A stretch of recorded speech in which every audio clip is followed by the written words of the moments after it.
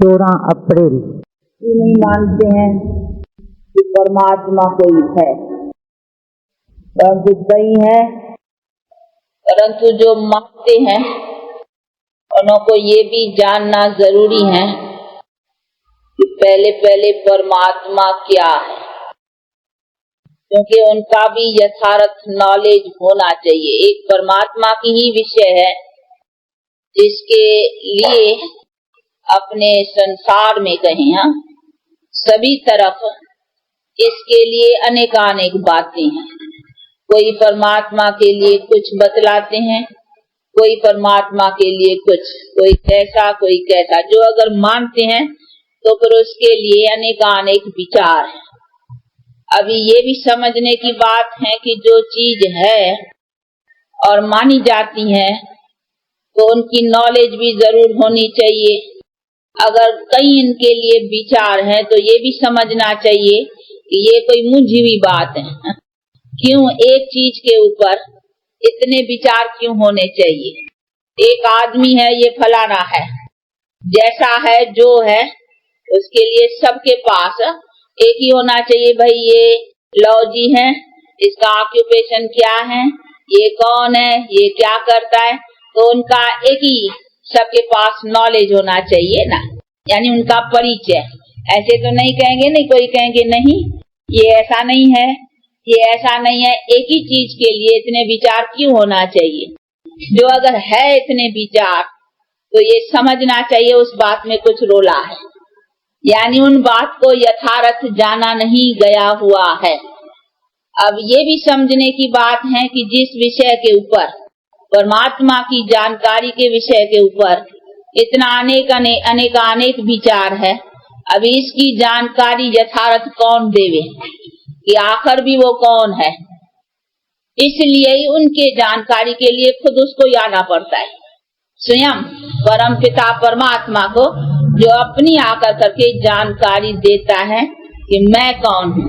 इसीलिए उसने कहा है कि जब जब ऐसा अधर्म, यानी इस चीज का ज्ञान हो जाता है कि मनुष्य न मुझे जानते हैं न अपने को जानते हैं, क्योंकि अपने को भी जानेंगे कैसे?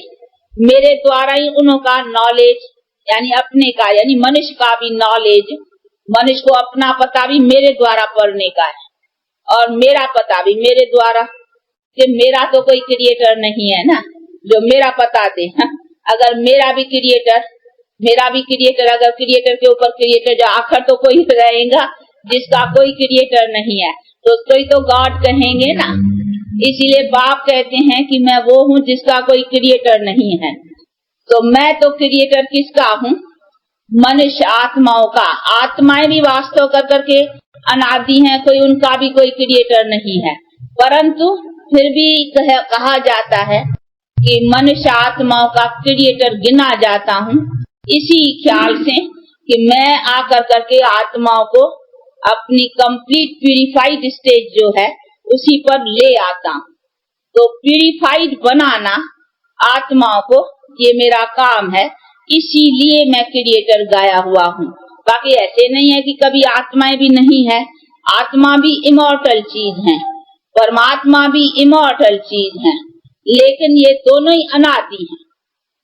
तो दोनों अनादि अविनाशी होने के नाते जैसे परमात्मा का कोई क्रिएटर नहीं है, वैसे आत्माओं का भी कोई क्रिएटर नहीं है।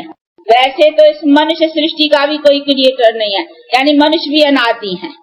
तो ऐसे तो कोई चीज का कोई क्रिएटर हुआ ही नहीं, परंतु फिर भी जो उसको क्रिएटर कहा जाता है वो उसी नाते कहा जाता है कि वो आकर करके हम मनुष्य आत्माओं को हमारी जो कंप्लीट स्टेज है, इसको प्यूरिफाइड स्टेज कहा जाए, उसी पर ले आता है।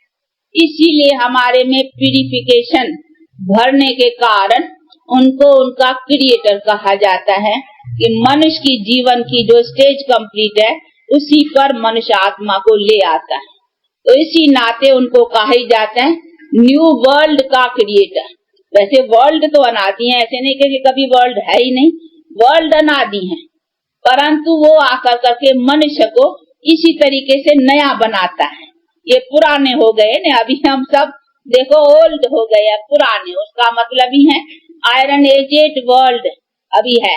जिसको कहा ही जाएगा पुरानी दुनिया। तो हम सब अभी पुराने तमो प्रधान हो गए हैं। अभी बाप आकर करके फिर हमको सतो प्रधान बनाते हैं, इसीलिए उनको कहा जाता है नई दुनिया अथवा नई दुनिया का क्रिएटर। बाकी ऐसे नहीं, दुनिया ही नहीं है। तो ये भी चीजें समझने की है कि उसको क्रिएटर इसी नाते कहा जाता है। पर तो ये समझना कि जो परमात्मा इसी सभी बातों का जो यथार्थ नॉलेज है वो ही आकर के देते हैं।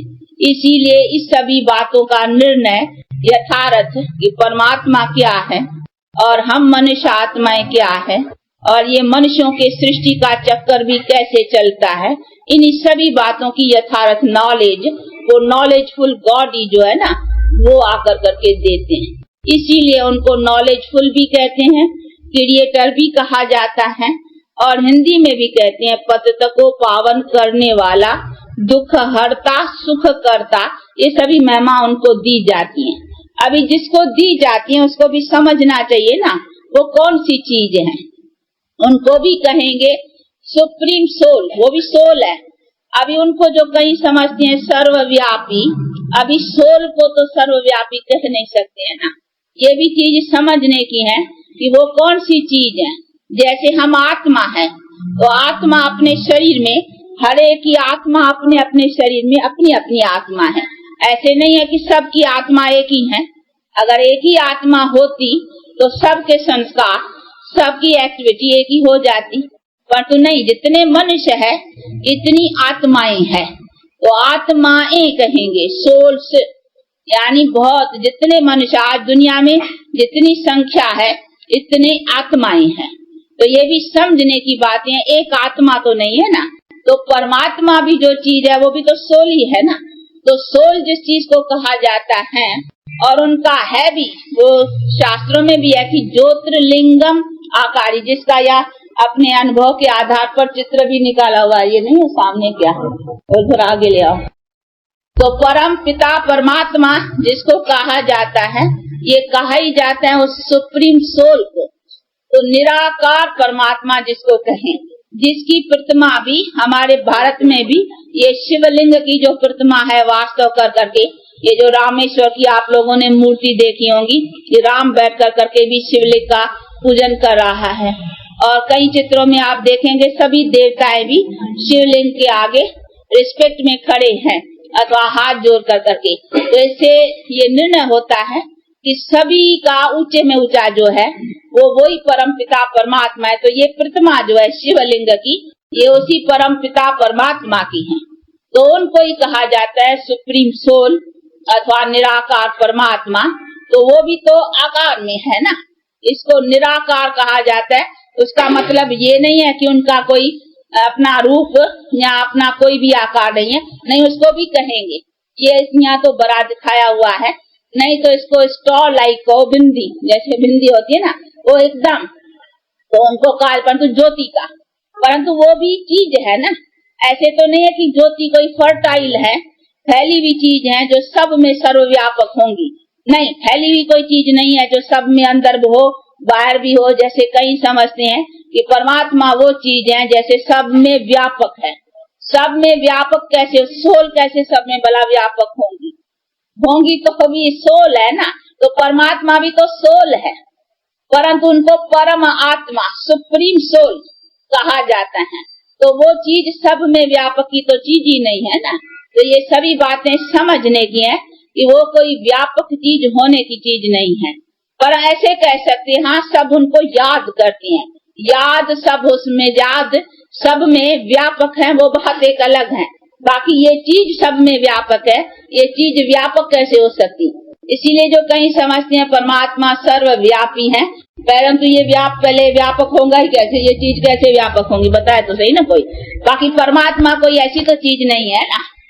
तो जो ऐसी फर्टाइल चीज हो, फैली हुई, जैसे कई समझते हैं जैसे आकाश है ना, अंदर भी है बाहर भी है, वो आकाश की तरह से फैली हुई कोई चीज है, परंतु नहीं, ऐसी कोई चीज नहीं है। वो उनको कहा जाता है अखंड ज्योति तत्व, जिसको इन्फिनिट लाइट कहा जाता है, जिसमें ये निराकार परम आत्मा भी और हम सब सोल्स रहते हैं। जैसे इस ईथर में हम सब मनुष्य रहते हैं, तो हम ईथर तो नहीं है ना, हम मनुष्य रहने वाले इस ईथर में रहते हैं। इसी तरह से अखंड ज्योति तत्व में, जिसको इन्फिनिट लाइट अंग्रेजी में कहा जाता है, उसमें ये सोल, सुप्रीम सोल भी और सब हम आत्माएं रहते हैं। लेकिन हम जो रहने वाली चीज है वो तो सोल है ना। भले सोल भी ज्योति रूप है, ज्योति पर तो लिंगकारी, यानी उनको कहेंगे वो बिंदी, वो अपना संस्कार, हर एक के संस्कार रूप आत्मा है। तो इसीलिए वो सब फैली हुई चीज में, यहाँ फैलाव में आने वाली तो चीज ही नहीं है ना। इसीलिए ये जो कहीं मानते हैं कि परमात्मा सर्वव्यापी है, और एक तो वो चीज नहीं है व्यापक होने वाली, और दूसरी उसके व्यापक होने का कोई महत्व नहीं है। अगर व्यापक है तो व्यापक होकर करके हमारे लिए क्या उसका महत्व है? हमारे पास व्यापक होते हम दुख शांति में भी हैं, व्यापक होते आज हमारी दुनिया में कई अधर्मों के काम भी हो रहे हैं, तो क्या परमात्मा के व्यापकता के होते भी और हमारी जीवन गिरती रहे, या हमारे से कोई ऐसे अकर्तव्य काम होते रहे और हम दुख शांति में आते रहे, ये क्या हुआ? उसका व्यापकता का क्या महत्व हुआ?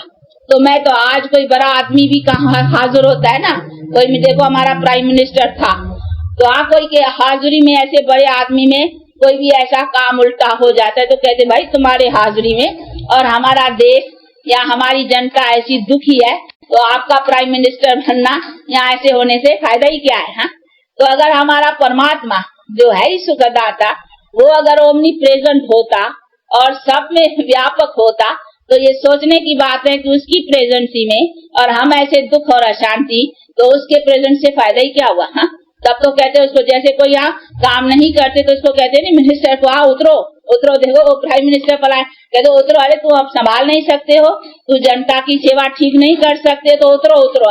तो अभी अगर गॉड ओमनी प्रेजेंट है और हम ऐसे दुख और अशांति में पड़े हैं, तो उसको भी कहना चाहिए ना, तू प्रेजेंट रह कर करके यहाँ हाजरा हजूर होते, तुम्हारे हमारा क्या फायदा करते हो?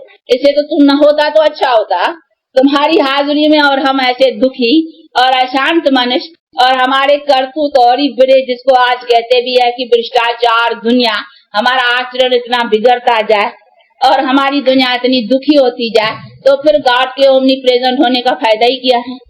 तो एक तो उनका फायदा नजर, दूसरी वो कोई ऐसी चीज भी नहीं है जो वो चीज बैठ कर करके सब में व्यापक रही। इसीलिए ये भी बातें समझने की हैं कि जिसको परम आत्मा कहा जाता है वो सोल है, उनका अपना नॉलेजफुल, इनमें अपने सभी हम आत्माओं का नॉलेज है कि हम आत्माएं कैसे ऊपर थी, यानी ऊंची थी। ऊपर का मतलब ऐसे नहीं है हम अपने लाइफ में ऊंचे थे और फिर कैसे गिरे हैं, ये सारा हमारे कर्मों के चक्कर का जो है, ये सब इसके पास नॉलेज है, इसीलिए इसको नॉलेजफुल कहा जाता है। और वो अपने टाइम पर आकर करके नॉलेज देते हैं और फिर आकर के हम मनुष्य आत्माओं को नॉलेज के थ्रू वो हमारे में ताकत भरते हैं, जिससे हमारी जीवन को सुख और शांति प्राप्त करती हैं हम, और ये कराने वाला निमित्त बनता है। तो इनका कर्तव्य हो गया ना, और इनका जो अपना संस्कार है नॉलेज देना और सबका नॉलेज इनके पास रहना, तो वो तो कोई चीज है ना। ऐसे नहीं कहेंगे कि कोई फर्टाइल या फैली हुई कोई चीज है या सब में व्यापक कोई चीज है। अगर व्यापक होती तो सब इसके गुण वाले, जैसा परमात्मा का गुण है तो सभी बास गुण होने चाहिए। गॉड कहा जाता है नॉलेजफुल, तो फिर सब नॉलेजफुल हो जाने चाहिए। बाकी वो व्यापक होकर के बैठ के क्या करता है? हा? उनके व्यापक होने का कोई तो फायदा या कोई तो गुण चलना चाहिए ना। तो जब की वो चीज है ही नहीं, तो उनको हम कैसे कह सके कि वो ओमनी प्रेजेंट है? इसीलिए ऐसा कहना और ही परम आत्मा की गिलानी करनी है। अगर हम उनको ऐसे समझें कि हाँ वो हाजरा हजूर है या वो ओमनी प्रेजेंट है, वो व्यापक है, तो उनके व्यापकता से हमें क्या फायदा है? नहीं, हमारे हर एक में अपनी अपनी आत्मा व्यापक जरूर है, लेकिन हम अपनी आत्मा में भी अभी तमो प्रधान है, यानी आत्मा हमारी भी अभी तमो प्रधान है। इसीलिए हम अपनी आत्मा में भी अभी तमो प्रधान होने के कारण ही हमारे कर्तव्य अथवा करतूत जो है ना, वो उल्टे चल पड़े हुए हैं। इसीलिए हम दुख और अशांति में है। वहाँ तो कोई परमात्मा के ओमनी प्रेजेंट या उनके व्यापक होने की कोई बात ही नहीं रही ना। ये तो हर एक के कर्म के हिसाब में हर एक अपनी अपनी आत्मा अपना अपना कर्म का हिसाब जो कुछ बनाया है उसी का अपना नतीजा भोग रही है। इसमें उसके ओमनी प्रेजेंट होकर के रहने का भी क्या मतलब है, या क्यों रहे? रहने की तो कोई बात ही नहीं। कई समझते हैं वही तो चैतन्य सत्ता है ना, ये जो हमारा हाथ भी चलता है ना, पैर भी चलता है या हम बोलते हैं, अगर वो परमात्मा न होता तो ये चैतन्यता न होती।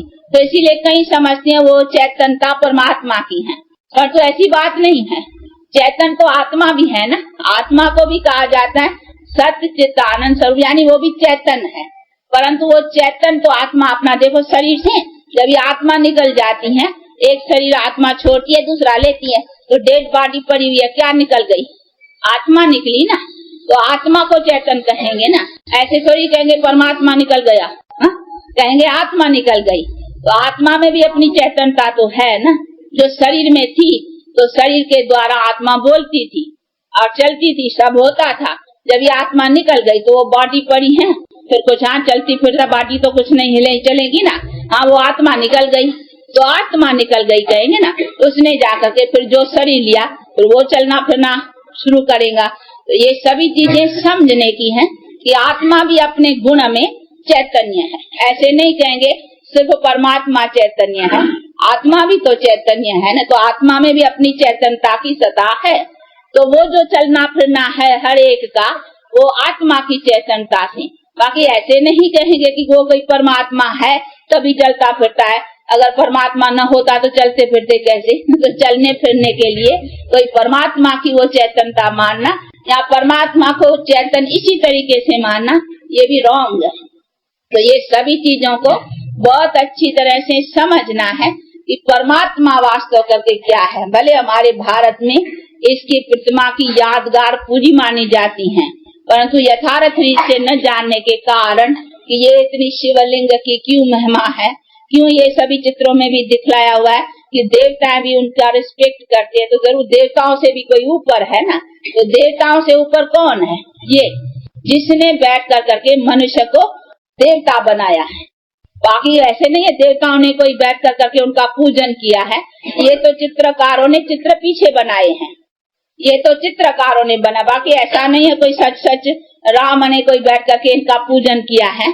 परंतु ऐसा राम और ऐसा कृष्ण जैसे मनुष्य जो थे देवताएं, वो कैसे बने थे? इन परमात्मा ने आकर कर करके ये प्यूरिफाइड बना कर करके ऐसा मनुष्यों को पावन बनाया था। फिर उनकी यादगारों में ये चित्रकारों ने बैठ कर करके चित्र बनाए हैं। बाकी ऐसे नहीं है कि उन्होंने बैठ कर करके कोई इन्हों को पूजा है। तो ये सभी चीजों को अच्छी तरह से समझने का है कि परमात्मा क्या और हम आत्माएं क्या, और हम आत्माएं कैसे नीचे आती हैं, अर्थात तमो प्रधान बनती हैं, और फिर हम आत्मा को ही सतो प्रधान बनने का है। बाकी उसी परम आत्मा को सुप्रीम सोल को न ये तमो प्रधान बनता है न इनको सतो प्रधान बनने की कोई बात है। ये एक ही सोल है जो जन्म मरण रहित होने के कारण इनको नीचे ऊंचे होने की कोई बात ही नहीं है। इसीलिए इनकी महिमा है कि ऊंचे से ऊंचा भगवान, यानी हमारे को भी ऊंचे में ऊंचा आकर के बनाती है मनुष्य को, जिसके ऊपर कोई मनुष्य है ही नहीं। देखो ऊंचे में ऊंचे मनुष्य कौन से है? देवताएं। तो ऐसा सबसे ऊंचा मनुष्य बनाना ये किसने बनाया? इसने, परमात्मा। तो मनुष्य को भी ऊंचे में ऊंच बनाने वाला ये सबसे ऊंच हो गया ना। इसीलिए इनकी महिमा है कि ऊंचे से ऊंचा भगवान। तो भगवान ही मनुष्य को ऊंचा बनाएगा, मनुष्य को ऊंचा नहीं बना सकती। तो ये सभी चीजों को अच्छी तरह से समझने का है। इसीलिए परमात्मा जो चीज है ना वो इन्हीं को ही कहा जाएगा। अभी ये चीज तो कोई सर्वव्यापी या सब में कैसे आएंगी? जैसे सोल सब में कैसे आएंगी? सोल आएगी तो भी हर एक अपना अपना आत्मा अपना अपना कर्म के हिसाब से एक शरीर छोड़ेगी दूसरा लेगी। बाकी ऐसे तो नहीं कहेंगे ना सभी के में एक ही सोल है, न सबकी अपनी अपनी सोल है। तो इतनी सब सोल्स है ना, हर एक शरीर की अपनी सोल। देखो न आत्मा का अपना कर्म का हिसाब, तुम्हारी आत्मा का अपना कर्म का हिसाब। अभी तुम शरीर छोड़ करके दूसरा शरीर लिया, तीसरा लिया, चौथा लिया, या कुछ भी, तुम्हारी आत्मा के अपने कर्मों का हिसाब से तुमने अपने शरीरों को लिया, एक छोड़ के दूसरा। तो हर एक आत्मा का अपना अनेक जन्मों के खाते का अपना हिसाब किताब हुआ ना। इसमें सब में एक ही साथ एक ही टाइम पर एक ही आत्मा सब में व्यापक, वो तो बात ही नहीं है। तो जैसे आत्मा व्यापक बात नहीं है, वैसे इसको भी व्यापक होने की तो कोई बात ही नहीं है ना। और न कोई व्यापक होने से कोई महत्व का निकलती है कि भाई व्यापक होने से कोई फायदा मिलता है। फायदा क्या मिलेगा? तो ये सभी चीजों को बहुत अच्छी तरह से समझना है, क्योंकि ये तो बातें ऐसी हैं कोई एक ही दम या एक ही टाइम पर समझाई नहीं जा सकती हैं। ये तो बहुत अच्छी तरह से कोई बातें बैठ कर करके कुछ टाइम दे करके सुने, तभी इन बातों को अच्छी तरह से कोई समझ सकता है। तो इसके लिए चाहिए टाइम, और इसको अच्छी तरह से, ये कोई ऐसे क्लासों में भी समझाने की चीज नहीं है। तो कोई अकेले आकर करके और अच्छी तरह से इन बातों के ऊपर सुने और समझे, फिर कोई बात न समझ में आए तो पूछ भी सके। यहाँ क्लास में तो कोई पूछ नहीं सकती है, क्योंकि वो सब में सबका टाइम खराब होगा। तो ये सभी बातें भी अच्छी तरह से समझने के लिए जरा कोई टाइम अच्छी तरह से दे करके सुने और समझे, तो बहुत अच्छी तरह से समझ सके। क्योंकि ये जो हम बहुत काल से बातें सुनते आए हैं, सिर्फ उसी के आधार पर समझना कि ये बहुत काल तो हम परमात्मा को सर्वव्यापी मानते आए हैं और बहुत काल से हम ऐसे ही कहते आए हैं, तो उसकी माना वही बातें सत्य होंगी? नहीं। ये जो हम बहुत काल से सुनते आए, ये मनुष्यों के द्वारा सुनते आए हैं। ये हमारे वेद शास्त्र ग्रंथ आदि भी जो है वो भी तो मनुष्यों ने लिखा है, इसीलिए ये सभी है मनुष्य की मत। अभी हमको मिल रही है स्वयं परम पिता परमात्मा की मत। वो क्या समझाता है अपने लिए, तो उनके बात को भी समझना चाहिए ना, क्योंकि यथार्थ अपना नॉलेज यही देगा। इसीलिए अभी ये क्या समझाता है और क्या बतलाता है कि मैं क्या हूँ और तुम मनुष्य भी क्या हो, तो उन्हीं बातों को भी सुनना समझना चाहिए। बाकी तो हम जो सुनते आए हैं ना, तो इसीलिए ये नहीं है कि बहुत काल से चली आई है बहुत, इसीलिए वो सत्य होंगी, नहीं। परमात्मा ने तब क्यों कहा कि जब जब ऐसा अधर्म यानी अज्ञान होता है तभी मैं आता हूँ। तो उसके पहले वेद शास्त्र ग्रंथ भी थे ना, तब तो अर्जुन को कहा ना, इन सभी अध्ययन करने से मेरी प्राप्ति नहीं हुई, तुमको भी। तब तो कहा ना, सबको भूलो। और अर्जुन के मिसाल में है ना, गीता में ही है कि ये सब जो तुमको गुरु आदि, ये सभी जो तुम्हारे पढ़ाने वाले हैं, जिसने तुमको पढ़ाया है, इन सब को भी भूलो। कहा ना, उसमें तो कहा है मारो। ये द्रोणाचार्य, भीष्म पितामह आदि आदि जो तुम्हारे गुरु खड़े हैं, इन सब को मारो। पर तुम मारो कोई हिंसा के लिए तो नहीं, भगवान कहेंगे ना कि इनको सबका गला काटो। उनका मतलब यही था कि इन सबको भूलो, जो तुमको उन्होंने पढ़ाया सिखाया, तो इन गुरुओं को भी भूलो, और ये मामा काका चाचा बाबा भी भूलो, और जिन्होंने भी जो भी अभी तुम्हारे सब ये रिश्ते हैं, इनको भूल करके अभी मेरे से अपना रिश्ता जोड़ो।